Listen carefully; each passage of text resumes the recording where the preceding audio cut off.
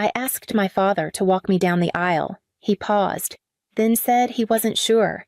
He needed to think about it, and I should have known right then what his answer would be. My name is Grace. I'm 26 and I'm getting married in 5 days. The dress has been picked. The flowers are arranged. My fiancé Andy is ironing his shirt like it's a military uniform. Everything is ready except the one thing I didn't think I'd have to beg for. A hand to hold. Not just any hand. My father's. My mother died when I was 16. Breast cancer. Long, slow mean. The kind that drags your soul before it takes your body. When it ended, my sister Ashley cried the loudest. But I think I was the one who disappeared. See, my mom was fair.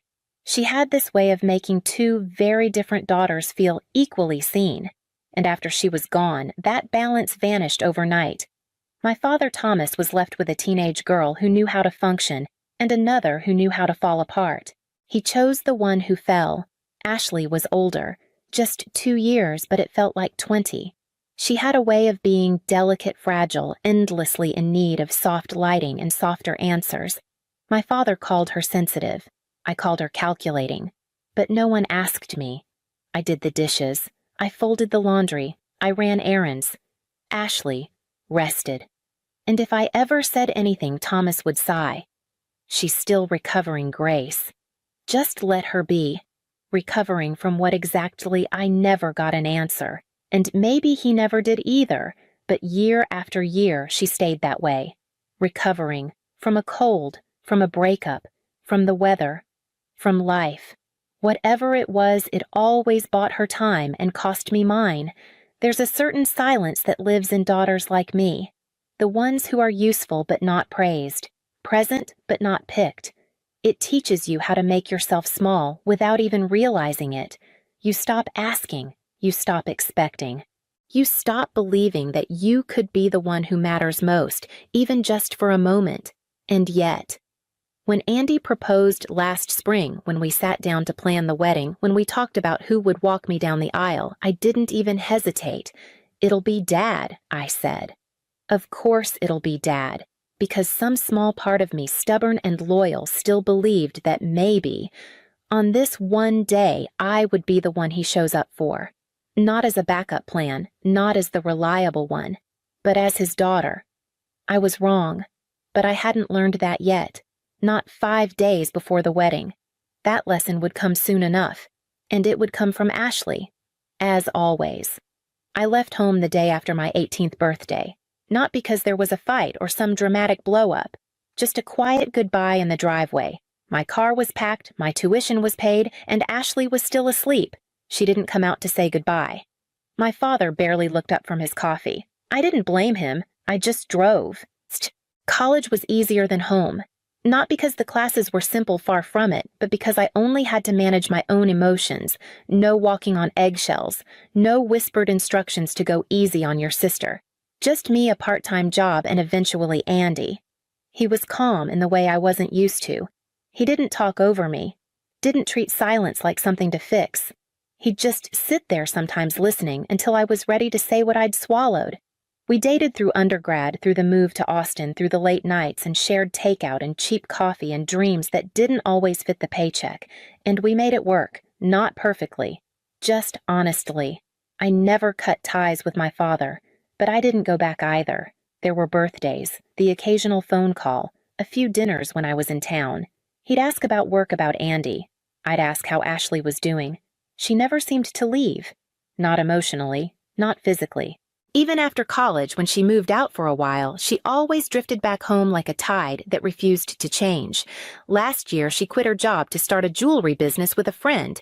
No plan, no research, just optimism and borrowed money.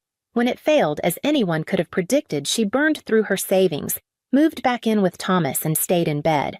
My father said she was grieving the loss of a dream. I said she needed a job. He didn't like that.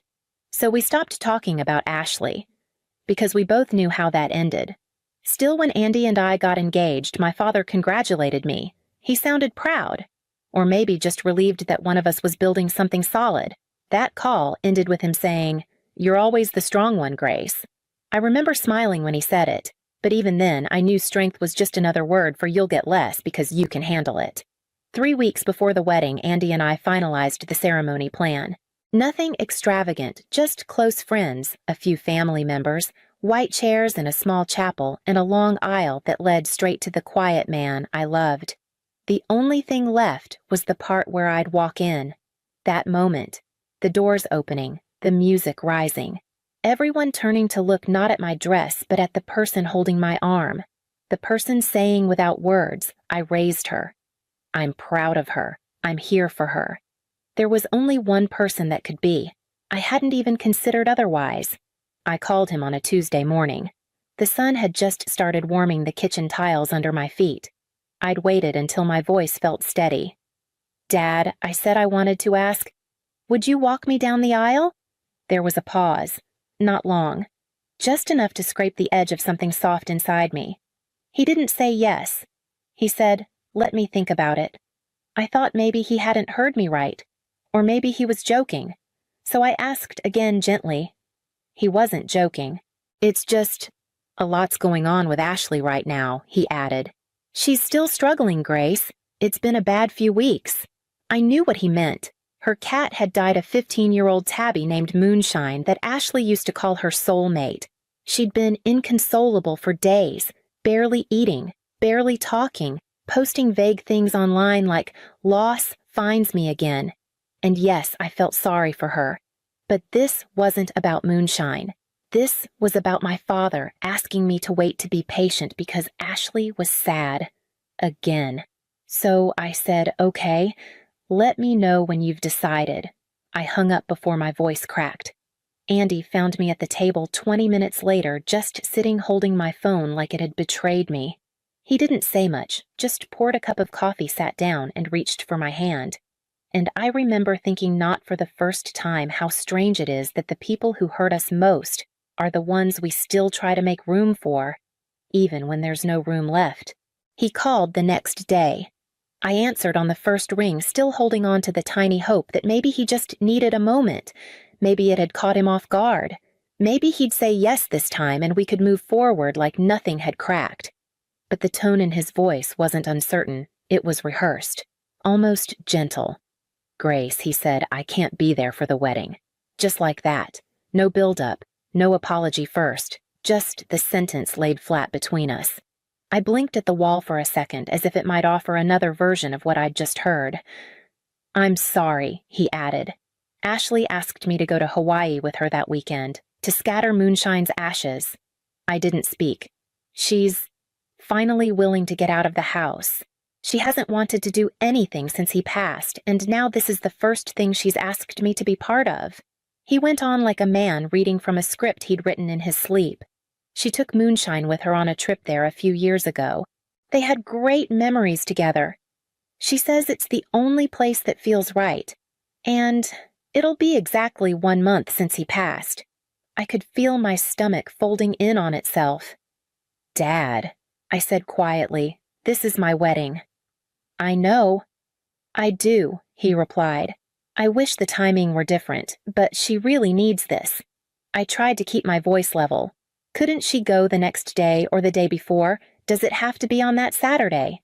He hesitated. I suggested that. She got upset, said I wasn't supporting her enough, said I didn't care. I tried Grace, but she only has me right now. And you have Andy. You have your friends. You're strong. She's not. There it was. The word again. Strong. As if that meant I didn't need anything, as if needing was weakness and weakness earned more love. I wanted to scream. I wanted to say I wasn't strong at all. I just learned how to bleed inward. But all I said was okay. He offered to make it up to me. "We can have a dinner after just the two of us. Maybe I can still walk you down the aisle in spirit." I don't even remember what I said to that. All I know is after the call ended, I sat in the dark for a long time holding my phone like it was still connected, like if I waited long enough the right version of him might call back instead. He didn't. That night, I didn't cry. I wish I could say it was because I'd grown numb or that I'd finally built the kind of armor everyone kept assigning me. But the truth was simpler. I didn't cry because I was too tired to. tired of waiting, tired of hoping, tired of being the daughter who understood. So the next morning I did something I never thought I'd do. I called Uncle Tim. Tim is my father's twin brother. Same voice, same jawline, same way of saying, when they're about to disagree with you. But that's where the similarities end. They haven't spoken in years, not since my mother's funeral, not since whatever pride or pain lived between them finally won. I don't even know what caused the rift. Politics, a girl. Something from their childhood, I just know they don't speak, they don't see each other, they don't forgive, which made what I was about to ask complicated. He answered on the second ring. "Grace," he said, voice curious. "Everything all right? I need a favor," I said. And a bit of revenge. I told him what happened. The phone call, the ashes, the timing. He didn't interrupt once, and when I finished, there was a pause. Then a slow laugh, low and unpolished. "You want me to walk you down the aisle," he said, "so your father finds out and loses his damn mind." "I want someone to walk me," I said, "and I want him to feel it." "Well," he said, "I've hated your father since '84, and I've never looked better in a suit." We set the plan in motion. I made a quiet post that evening, nothing dramatic, just gratitude. "So thankful Uncle Tim will be standing with me on my wedding day." I didn't tag anyone, but I knew exactly who would see it, and how fast word travels when you're not the favorite. He called that night. I had just finished brushing my teeth still in my robe, standing in front of the bathroom mirror with a face that didn't know how to feel anything anymore. The phone lit up with his name. I let it ring twice before I picked up. He didn't waste time. "Grace," he said, his voice already tight. "I saw your post." I didn't answer. Why would you ask him? There it was. Not, "Why didn't you talk to me?" Not, "Are you okay?" Just that one word heavy with decades of resentment him. "You told me no," I said quietly. "You made your choice." He exhaled like he'd been holding his breath all day. "I was trying to be there for your sister. She's been struggling. This Hawaii trip, it's the first time she's shown any interest in living again. I had to be there. And I had to walk down the aisle," I replied. "Alone." "You don't have to," he said quickly. I talked to her again. She agreed to go later in the week. "I can come to the wedding. I can walk you." I didn't say anything for a while. Then I asked why now. Because he snapped, "You're going to let Tim take my place. You're punishing me, embarrassing me." I almost laughed. Not because it was funny, because it was so familiar. "You weren't coming until you felt replaced," I said. "Not when I needed you. Not when I asked." "That's not fair, Grace. It's accurate." He was quiet then, for longer than I expected. Finally, he said, "I didn't think you'd go this far. I didn't think you'd be so petty." "I am," I said. "I'm being petty, and childish, and hurt." He started to say something else, but I cut him off. "You had a chance to show up for me, just once, and you chose not to. You don't get to be surprised that someone else showed up instead." He didn't argue. He cried. And for the first time in my life, I didn't move to comfort him. 2 days before the wedding, I woke up earlier than usual. The house was still. Andy was still asleep beside me, one hand on my side, like a quiet reminder, "I'm here." I slipped out of bed, padded into the kitchen, and sat down with my coffee in silence. There was no new message from my father, no apology, no change of heart. Just the same silence I'd grown up with, one that somehow felt louder after you'd already tried one more time. I stared at the screen until the clock changed, then opened a new message thread. It wasn't long, just a few lines, measured, plain. "You're free to come to the wedding if you'd like, but you won't be walking me down the aisle. If you choose to go with Ashley instead, I understand. But if you do, I won't be reaching out again." I read it once, twice, then hit send. No hesitation, no shaking hand. Then I opened a second message to Uncle Tim.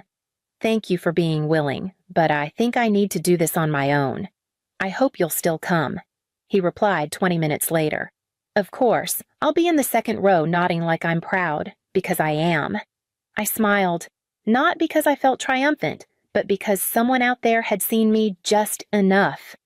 That afternoon, I picked up my dress. The woman at the bridal shop zipped the garment bag and handed it to me like it held something sacred. And maybe it did. Not just lace or fabric, but a version of myself I hadn't let breathe until now. Back home, I hung it by the window and stood there for a while looking at it. I imagined walking in it, alone. Not because no one wanted me, but because I no longer needed anyone to prove I was worthy. Andy came in around 5.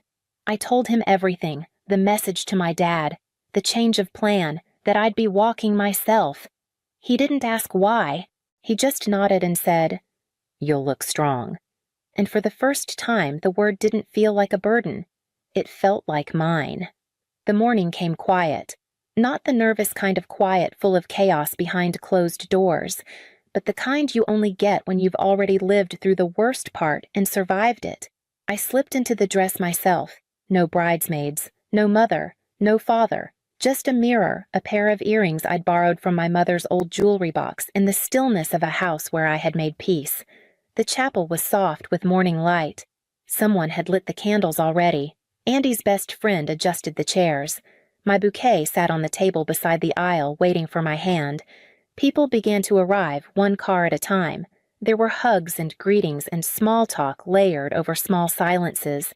Somewhere near the front, I saw Uncle Tim, already seated Navy suit, no tie arms crossed like he was pretending to be unimpressed. He saw me, nodded, said nothing. I nodded back. That was enough. When it was time, the coordinator asked, "Are you ready?" I nodded, took the bouquet, breathed once, then walked. No music, not yet. I'd asked them to wait until I was halfway down. The doors opened. 100 eyes turned toward me. Some smiled. A few looked around confused for a second, then quickly looked back. But no one stopped me. No one offered a hand. No one ran forward to make it right. And that, strangely, made it easier. Halfway down, the music began low, steady, warm, and I kept walking. Not quickly, not slowly. Just enough to stay upright while the part of me that once waited finally let go. He texted the next morning. "Ashley needed me more. I hope one day you'll understand, but I also need space, Grace. Your decision bringing him into this was cruel. I didn't expect that from you. No apology, just a final tally of who owed who more grace." And then came Ashley. Her message was longer, softer, performed. "You didn't have to tell people. We're family. You should have protected us even if you didn't understand us. I'm grieving too, Grace. I thought you of all people would have compassion." I stared at both messages. Then I wrote one of my own. I told the truth. That's all I did. And after everything, I think that's the kindest thing I could offer either of you. Then I pressed send. And finally, block. We flew out for our honeymoon 2 days later. Window seat, sunrise, no messages waiting. I stared at the clouds until they stopped looking like anything at all. Andy slept through most of the flight, his hand still curled around mine like it had something to prove. And maybe it did. We walked through small towns, swam in quiet waters, ate too much, laughed more than I expected, and I didn't think about my father. Didn't wonder if Ashley had posted anything. Didn't check who'd texted back. It's strange how empty your phone feels after years of waiting. Stranger still when you realize you like it that way. The night before we flew home, Andy handed me a small envelope. Inside was a photo. Us from the wedding, mid-laugh, mid-step. He said I'm framing this when we get home. I nodded. Then I added, "This is the only family photo I need." He didn't say anything back. Just touched the corner of the picture like it was holy. I don't hate them. I don't miss them. I don't even need them to know they were wrong. But if they ever wonder where I went, I'll let the silence answer. If you've ever walked alone and kept walking, just leave a dot.